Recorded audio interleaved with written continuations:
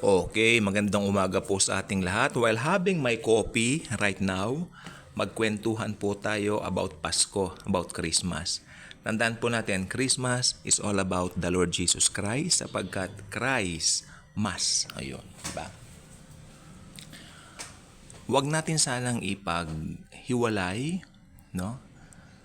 Yung katotohanan ng Pasko dun sa katotohanan ng redemption o yung sa ginawa ni Jesus sa krus. Magkaugnay yan at hindi yan pwedeng papaghiwalayin. I was once asked by someone, which do you prefer, the celebration of Christmas or the celebration of the Lord's Passion? Sabi niya, pareho ako. Kasi yan naman ay hindi pwedeng papaghiwalayin dahil si Jesus pinanganak para mamatay. He was born to die. May isang magandang kanta, hindi ko na po aawitin yung for the sake na hindi tayo ma-strike ng hindi naman ma-strike siguro, no? Na hindi tayo ma-copyright claim, ako na lang. Crucify, He came to die, something like that. Kinanta ni W. Smith, Michael W. Smith. So ang ganda noon, ang pamagat noon above all, hanapin na lang nyo dito sa YouTube kung gusto nyo pakinggan, no? Pero, siyempre, pag nakita natin yung katotohanan sa mga ganyang awitin, alam natin, isinilang talaga siya para mamatay sa krus ng Kalbaryo. Ano ba ang pinaka-main verse natin ngayon? Isa lang. And I hope hindi nyo ito isipin na sirang plaka. For God so loved the world that He gave His only begotten Son. Whosoever believeth on Him will not perish but will have eternal life. Eternal security at the same time. Ngayon, ano bang paniniwalaan mo? Maniniwala ka ba? Saan? Papaano? Yan. You know what? Magkakaroon ka lang ng kaligtasan kung meron kang perfect knowledge sa ginawa ni Jesus. Kasi maski sabihin mong umaattend ka, dumadalo ka sa isang Christian fellowship o Christian churches, denomination o mga institutional churches, alam mo na, okay lang pa, Pero hindi mo naman alam, wala kang knowledge kung ano yung ginawa ni Jesus sa cross. Hindi ka pa rin masasave eh. Kasi hindi naman yan sasamahan. Hindi mo pwede rin sabihin, pinanganak naman ako sa Christian family kaya maliligtas ako. Hindi. Individually, we have to make a decision. At magkakaroon ka ng desisyon pag may knowledge ka, ano ba yung ginawa ni Jesus sa cross? Simple. Anong ginawa niya sa cross? Namatay siya para bayaran ang ating mga kasalanan. At sino mang maniniwala sa Kanya, tulad nga po na nakalagay sa John 3:16, maliligtas, magkakaroon ng buhay na walang hanggan. It's all about having the perfect knowledge of what He has done for us on the cross of Calvary. Kaya ito po hindi pwedeng papaghiwalayin. Pero hindi ka pwedeng maligtas kung meron kang knowledge meron naman akong knowledge nung pinanganak siya sa sabsaba, no? Hindi ka liligtas niyan. Without the shedding of blood, there will be no salvation or atonement to anyone. Di ba? So, kailangan, alam mo yung ginawa ni Jesus sa krus ng Kalbaryo. Ano pang verse natin? In the beginning was the Word, and the Word was with God, and the Word was God. The same was in the beginning with God. Jesus Christ is God. Wala po tayong pagtatalo diyan. Verse 14, tumalon tayo. And the Word became flesh and dwelt among us. Ngayon, meron naman akong knowledge na si Jesus ay Diyos, na si Jesus ay God. Maliligtas na ba ako? Hindi pa rin. Hindi pa rin. Ang kaligtasan natin, yung perfect knowledge mo, ito yung perfect knowledge. Si Jesus, Diyos na totoo at tao namang totoo, nagkatawang tao, namatay sa krus para bayaran ang kasalanan natin. That's the perfect knowledge of salvation. Pag alam mo yan, na alam mo yung kaligtasan mo, hindi base sa gawa mo, sa mabubuting gawa mo, na kay Kristo lang talaga, siya lang ang nagbayad ng mga kasalanan mo, at alam mo kung sino si Jesus, siya ay Diyos naging tao, perfectly. Come on, kani Daddy God, pasok sa langit pagkamatay.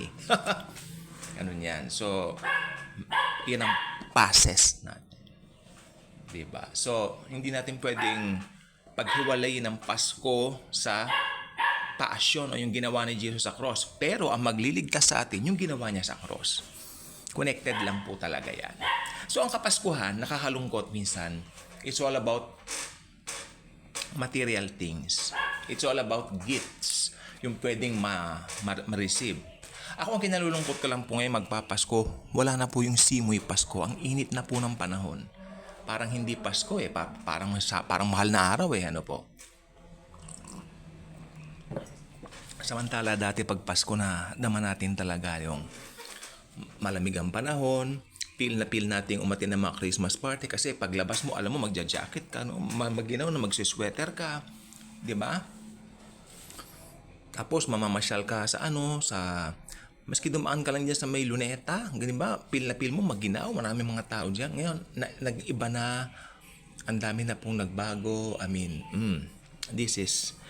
naging modern tayo. Ito po, dito lang po sa amin sa Sampaloc ang dami na pong mga buildings na naglalakihan sa tapat ng UST eh. Pero somewhat, iba pa rin yung, ewan ko lang po pero sa akin iba pa rin yung simple. Kasi nandun yung mga puno natin dito sa Sampaloc dati eh. Diba? So, ewan ko, for me, iba pa rin ang nature. Si Lord kasi ang naglikay niyan. Kaya, ganun pa man, ano man ang kalagayan ng mundo, panahon, ipagdiriwang natin ang Pasko, sabi ko nga po, ito ay connected sa cross. Hindi pwedeng papaghiwalayin yan. You cannot, parang magkahiwalay na event. No, magka-connect yan. Pero, yung ginawa ni Jesus sa cross, yan ang magbibigay ng salvation. Diba? Kaya dapat, alam mo yung ginawa ni Jesus para sa'yo. Baka naman attend ng mga fellowship, kumakanta ka pa. Ano kasing tawag doon sa mga institutional churches? Teka, yun, worship leader. Diba? May worship leader. Alam niyo po ba dati may kwento? Sabi rin ng worship leader, inaaway niya yung director. Gusto ko pag kumakanta ko, itutok mo sa akin yung spotlight. Ganun ba naman daw? Oh my Lord. Kako. Yan ang danger ng mga institutional churches. Kaya bumalik tayo sa Bible. House church lang po sa Bible. Diba? Ang matataas lang si Jesus Christ. Hindi pwedeng mataas ang mga sarili-sarili natin. It's only the Lord Jesus Christ Himself dapat mataas. He deserves all the glory. Hindi naman tayo eh. Wala tayong pagmamalaki. Basura lang tayo eh. Yung mabubuting gawa natin. Ano bang tawag dyan? Yan ay mga basahan lang sa mata ng Panginoong Hesukristo eh. Kaya, not until, alam mo mga dakilang katotohanan na yan, wala kang sukat ipagkaligtas. Diba? Pero pag alam mo mga yan, eternal life agad. Ang eternal life, pasok tayo dito sa susunod na gusto ko sabihin. Ang eternal life, paano ba nagkakaroon ng effect? Sabi ko nga po, pag tinanggap mo na si Jesus as personal Lord and Savior, may eternal life ka na. Dito pa lang po sa lupa, may eternal life ka na.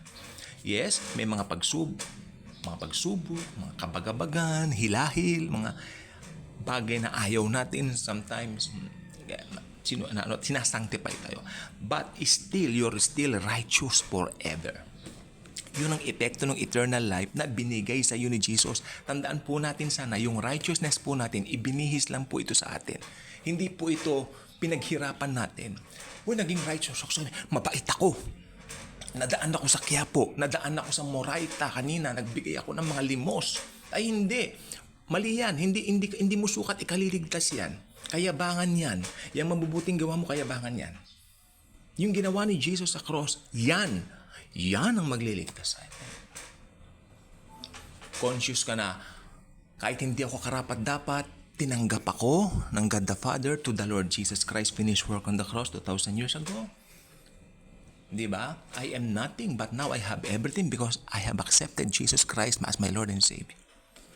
Perfectly, you are saved. You have eternal life. Dito pa lang sa lupa, in effect, nang tanggapin mo si Jesus Christ, ayan ang eternal life. Hindi na mawawala ang kaligtasan? Hindi na po mawawala ang kaligtasan.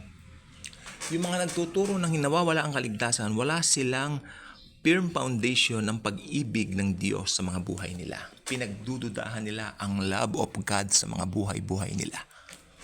No? So, hindi maganda yan. Huwag kayong ituon ninyo sa mga grace preacher na tulad nito, ang inyong mga pandinig at mga videos na pinapanood. Dito makikinabang kayo, sapagkat dito ililip lang ang Panginoong Hesukristo. Kaya kung hindi ka pa nakasubscribe dito sa channel na ito, ikaw naman ay aking. Kayo po, rather, malugod kong inaanyayahan. Yung notification bell po sa baba, yung pula po sa baba, subscribe. Pakiclick po yan, tapos may notification bell dyan, click nyo rin. Ang YouTube na mismo, ang magre-remind sa inyo kung may mga bago tayong videos na gaya nito. Mahalaga rin pong i-share ninyo ang mga video nito sapagkat napaka-importante na mga mensahe dito. It's all about the gospel of the Lord Jesus Christ. Wala tayong ginawa pero iniligtas tayo. Thank you, and Jesus truly loves us all.